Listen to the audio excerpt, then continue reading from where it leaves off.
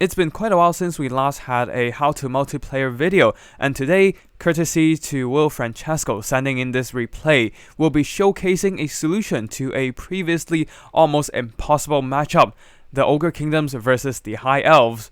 Now for the army builds here, Will Francesco as the Ogre Kingdoms, going for a mixture of Nobbler and Trappers as the front line, going for a numbers approach to occupy the staunch line of High Elf Spears.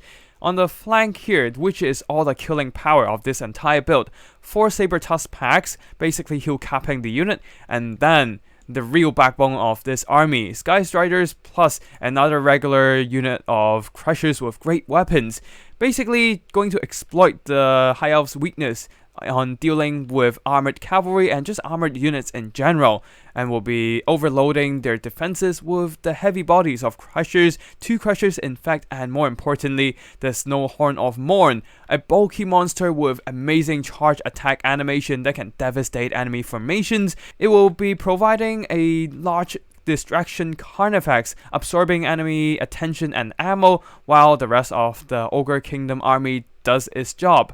Especially, it has a special trait, the Glacial Defense, providing additional armor and missile resistance, helping it to survive even longer in front of the barrage of High Elf missiles. As for the Ogre's leadership, a Slaughtermaster coming in with a single spell only, Troll Guts, and also there's a Belly Slapper to debuff surrounding units' melee attack. And that's it for the Ogre Kingdom's army builds. For the High Elf army, a staunch line of spears, Silver Guard spears, and backed up by a whole bunch of Lothern Sea God and even more missiles in the form of Eagle Clawbolt throwers. A single unit of Phoenix Guard providing anti-large armor piercing, and then 2 more units of Silver Helms. Leading the army, we have Imric the Dragon Lord on foot, plus a Death Mage companion. Her spell kit consists of the staple Spirit Leech and also aspect of the Dread Knight, providing a terror trait to perhaps rout off those Ogre units early due to their lack of solid leadership. Now without further ado, let's see how this Ogre army perform against a staunch line of High Elf Spears. In this battle on this map, Will Francesco will be using the cover of the trees to protect the advance of his killer units. The Sky Striders, Crushers, Saber-Tusk packs, and also the Snowhorn of Morn are all shielded away from the Eagle Clawbolt Thrower fire. So the High Elves, instead of wasting their missiles, will be moving away from the tree line to separate their formations and the trees a bit so that they won't be surprised by the Crushers and mobility surging out from the trees. At the same time, the Nobblers from will be pushing forward, capturing the attention of the High Elf missiles, all these Lothern Sea God shooting at the dirt cheap Nobblers. Not exactly the greatest use of their ammo since they are indeed quite cheap, but it's not like they have any better units to shoot at anyways. On the flanks, the Saber-Tusk packs and the Crushers are circling around, hoping to find gaps in the High Elf formations and then charge straight in to hit up the High Elf missile units, silencing them and also destroying them with their heavy charge. Just like here, the Crushers with great weapons are pushing in, going straight through the spears on the flank here and then forcing their way onto the Eagle Clawbolt Thrower crew. The Phoenix Guard might be counter-attacking, but the Crushers do have a thick health pool to hold on for the moment. Also, the Snowhorn of Morn with the impressive mass and great charge animation have successfully broken through the front line and going into the back line here, doing some quite decent damage against the Eagle Clawbolt Thrower, but he has to be careful as Imric on foot actually is now here to kill him with the armor-piercing anti-large attacks. At the same time, there are some Saber-Tusk packs circling to the back here, seeing that a lot of this attention of the High Elf staunch line of spears are captured by the Nobblers in the front. That means that the back line is quite exposed right now, allowing the Saber-Tusk packs to hit up the Eagle Clawbolt Thrower defenses, and the countercharging Silver Helms will try to stem the tide of Ogre mobility, but then the Sky Striders are here, pushing straight through the Silver Guard, successfully rear-charging some Silver Helms, crushing them, and part of the Eagle Clawbolt Thrower crew. Worth noting is that the Nobbler Trappers have been trading fire against the Lothern Sea God, and with their cheaper cost and higher unit model count, this is actually a great trade for the Trappers. And with the damage taken, the Lothern Sea Gods will be fleeing alongside their Silver Helm brothers. On the other flank, the Crushers now needs to be pulled away from the Phoenix Guard blob. They have received some healing, but the troll guts can't sustain them forever. Especially Imrik is approaching menacingly, threatening to cut them down with the anti-large armor piercing, while the Snowhorn has retreated away through the Nobbler trappers here, going back into the blob once again as Imrik is now moving away from the center of the fight. He actually has his eyes turned onto the Lothern Sea God here and charging straight in again, hoping to silence those high elf missiles and do quite some noticeable damage with a devastating charge attack. On the far side here, the Sky Striders, Saber-Tusk Packs are chasing down routed Lothern Sea Gods and Silver Helms, and they should start returning into combat to silence these Eagle Club Bolthor once more. Some trappers return from routing, bringing back potential fire support. While the Snowhorn of Morn will once again be retreating away from melee combat, a Dismember is dropped here to slow down all these high elf units, stopping them from pursuing the Snowhorn of Morn, allowing it to retreat, though the support of the Nobblers are gone for now, being routed by high elf missiles, and the Snowhorn will have to engage in melee once more. At the back, the Ogre mobility is also roaming and harassing, with some Nobblers finally tying down the artillery crew. To top it off, some Saber-Tusk Packs also charges in, and that should be the end of the Eagle Clubbolt throwers. Unfortunately for the High Elves, with all the spears in the front dealing with Nobblers, there is just nothing to protect the artillery crew. While at the back here, Lothern Sea God suffering yet another devastating charge from the Snowhorn of Morn. He is running quite low in health, but a Troll Guts will be very conveniently healing up all the damage he took and allowing him to fight a lot longer. In the front line, the Slaughtermaster is surviving quite well despite surrounded by spears. He doesn't have Blood Cleaver healing, but his Belly Slapper lowers the melee attack of troops surrounding him. Plus the healing passive of Lore of the Great Maul, he actually managed to sustain his HP with the support of some Nobblers. Right now, the balance of power is quite even, but the Ogre Kingdoms does have the advantage in mobility. And the fact that the High Elf army failed to shut down the Snowhorn of Morn means that there is a powerful single entity monster roaming around the battlefield with the potential of wrecking every single infantry formation with the charge animation. For example, a single charge here against the Sylvan Guard managed to take out 10% of the entire unit's HP. All it takes is a stone horn to ram through enemy formations, and all that's left behind is a trail of dead bodies. That is the true power of a stone horn. Their mass combined with their disruptive charge animation makes their charge attack extremely powerful. The other Eagle Club Bolthor is being cleaned up by some very healthy Saber-Tusk Pack, and the Sky Striders have returned from chasing off routed High Elves. The High Elves' staunchiness does not matter in front of the sheer weight of Ogres, and the Sky Striders can easily plow through a whole bunch of High Elf spears and going straight for Imrik. On top of that, their extremely heavy armor means they take minimal damage from the non-armor piercing Sylvan Guard and High Elf Spearmen. The only High Elf elements here being a threat to the Ogre heavy units are really just the Phoenix Guard and Imrik himself. But they simply do not have the mass to bog them down, and the Ogre mobility can simply pull away from the engagement, keeping ahead of all those High Elf units, dictating the flow of combat by choosing to cycle charge or simply pick apart the scattered High Elf units. The Nobbler Trappers, despite they are so tattered and can't fight in melee, they can still throw their scrap metal into enemy units, doing some chip damage and slowly accumulating that damage value. Especially now that all these High Elf units are slowed down by Dismember, making them easier targets to hit with their missiles. While at the back here, Snowhorn of Morn once again being tied down by the Phoenix Guards, but the Phoenix Guards do not have enough speed and mass to prevent the Snowhorn from retreating, and the monster will be slipping away from their grasp.